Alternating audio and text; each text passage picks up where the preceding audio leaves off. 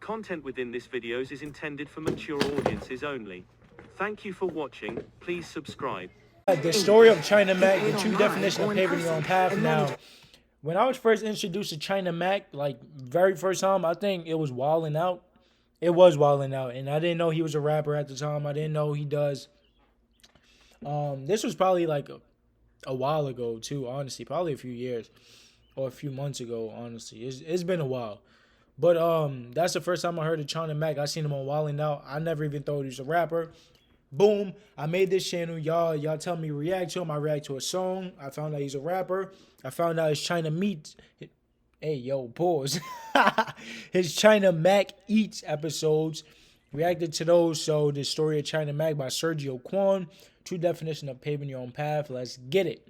Say a little bit more about his story. When it comes to crazy life stories, China Mac has got to be brought up. Growing up in Chinatown in New York, Mac definitely has a one-of-a-kind story filled with ups and downs. And there was no way I couldn't make a video on him because his story has got to be one of the most intriguing stories ever. From joining his father's rival gang to making a career out of YouTube, China Mac is his father's rival gang. Your definition of paving your own path, and it is quite honestly inspirational as hell. But at the end of the day, nobody can tell his story better than China Mac himself. And this video is really just a summary of the information he has willingly put out on the internet. So I'll be including his links in the bio so you guys can go hear his story from his mouth. Because there's no way I'm not gonna leave something out because there's a lot to cover. Don't forget to get at me on Instagram if you ever want to make video requests because yes, I take those. But without further ado, let's get into it. China Mac was raised around criminal organizations his whole life, and back in the 70s and 80s, shit was really going down in these streets. Now, of course, I have no idea what New York is actually like because, truth be told, I've never been. But I don't need to be a genius to know New York back in the 70s and 80s was no Disneyland to say the very least. During Mac's early years, he would be in and out of the group home since the age of 5. For anyone that doesn't know what a group home is, it's basically like foster care. Mac ended up in these group homes at a young age because according to Mac, one day he got upset at his mother because she wouldn't let him get some ice cream, which led to Mac showing up to school the next day telling the teachers that his mom was hitting him. Truth be told, she was actually hitting him, but that's just old school Asian shit, so let's not get our panties up in a bunch. This incident would lead to China Mac beginning his journey in the system, but this is also where he would start rapping. But before we get into all of that, there's a lot of ground to cover when it comes to our man China Mac. Starting from a young age, Mac was around gangsters and crime his entire life. Mac's father was second in command in a gang called the Flying Dragons, but Mac would explain that his father was definitely not involved in his life whatsoever. Mac would later state that his father was only around because he was using his mother to smuggle drugs and accidentally got her pregnant. But because of his father's status, Mac and his mother would also be looked at as somewhat of royalty in their community. China Mac's father worked under a man named Machine Gun Johnny, and Mac would later say that Johnny was more involved in his life than his father was. According to Mac, Johnny was the one that was really looking out for him and his mother at the time. But all of this would completely change when things fell through and China Mac's father ended up turning on his crew, which led to the arrest of Machine Gun Johnny and others around him. After his father snitched on the gang?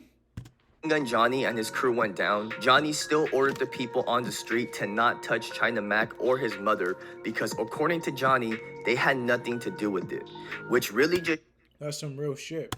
Showcases the morals and character of our man Machine Gun Johnny. This incident led to China Mac growing hatred for his father, which led to Mac deciding that he wanted to join the Ghost Shadows, which were the rivals of the Flying Dragons. He was recruited when he was in junior high school by members that would look for kids to come hang out with them, smoke cigarettes, and all the other juvenile delinquent shit. The Ghost Shadows have some deep-rooted history in New York's Chinatown, but we're not really going to get into them too much in this video.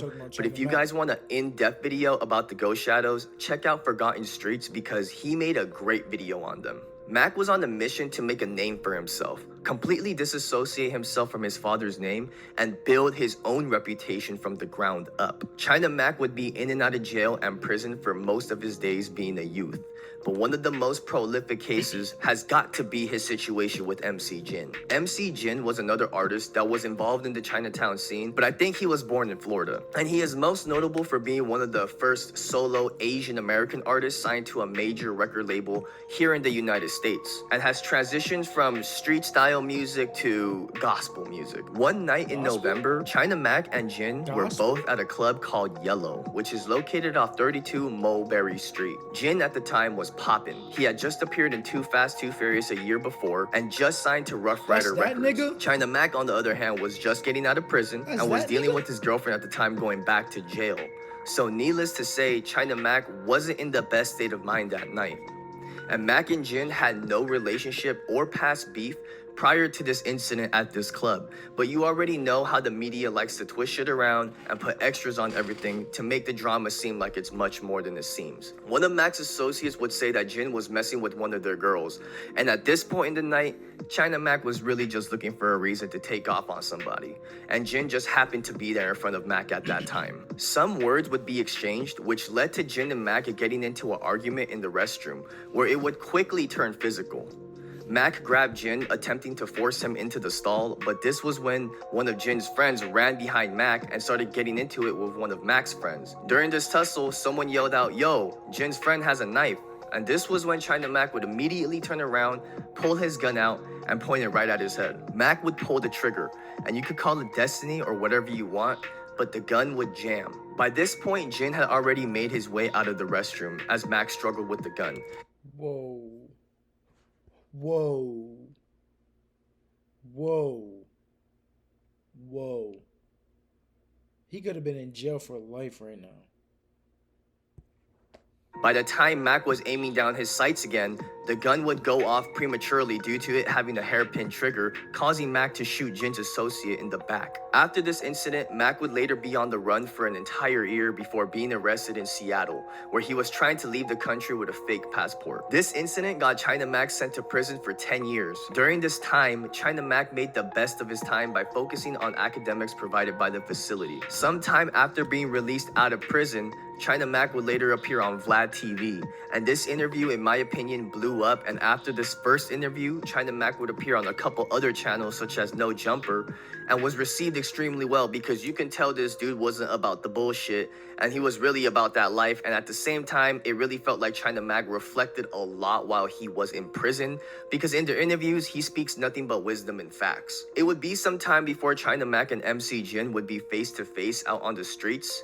But thank God for YouTube, because I'm sure most of you guys watching this video already saw the conversation they had on Mac's YouTube channel. And to be honest, it was a very good conversation. Both China Mac and Jin kept it very gentlemanlike. I mentioned earlier that China Mac started rapping at a very young age, and this is clearly one of his passions because he has a huge catalog of tracks available on all streaming platforms. But about a half a year ago, China Mac announced that he would be quitting music. And according to Mac himself, the reason why he wanted to give rapping a rest was because it wasn't sustainable for him. Because truth be told, producing a song is expensive. There's studio time involved. You got to pay for cameramen for music videos and all types of other shit that goes into the budget. And it's definitely not free. But we all have to wait and see if China Mac decides to go back into the booth. But for now, Mac has been doing numbers on his YouTube channel where he has a series called Mac Eats, and it is quite successful. On top of that, his more recent episodes on this series has been lit. So if you guys haven't checked out Mac Eats yet, I highly suggest you guys go do so. The crabbing with Cambodian Bloods episode was dope. I don't even like seafood, but that shit looked fun as hell and delicious. And to be quite honest, I don't blame Mac for wanting to take a break from the rap shit, because at the end of the day, in my opinion, I feel like the YouTube check pays a lot more, and there's probably a lot less that goes into making YouTube videos. Now, that's not the case for everybody, because there are a lot of channels out there with like super high production and budget, but you know what I mean? Like, I don't think it's as nearly as much as when it comes to studio time, music videos, and all that other shit. I said it once and I'm gonna say it again. China Mac is the true definition of paving your own path, because let's be honest, after spending so many years in prison, a lot of people aren't able to keep up with the times when they're released. They don't quite understand the internet, or they don't quite understand how much life has changed, and they either reoffend and go back to prison, or they work a 9 to 5 because they don't know what else to do, because it's almost impossible for felons to get jobs. But obviously, the universe had different plans for our boy China Mac. He's doing amazing on his YouTube channel, and to be quite honest, it's inspirational as hell. And like most of the other artists that I've covered in this series, we are blessed that China Mac's story is a story that is still being told, because given his situation and his lifestyle, it's a miracle that he's alive. I'm really enjoying making these videos for you guys. Doing the research is really fun. I'm already watching thousands of YouTube videos already. So now I'm watching YouTube videos for work, and it's kind of awesome. Leave something in the comment section, because obviously I left a lot of stuff out. But until next time, I'll be seeing you guys later. Peace. Well, there we fucking go, bro. There we fucking go. Okay. China Mac. Oh my god, bro. That's the fuck. The story of China Mac. There we go. Let's get it.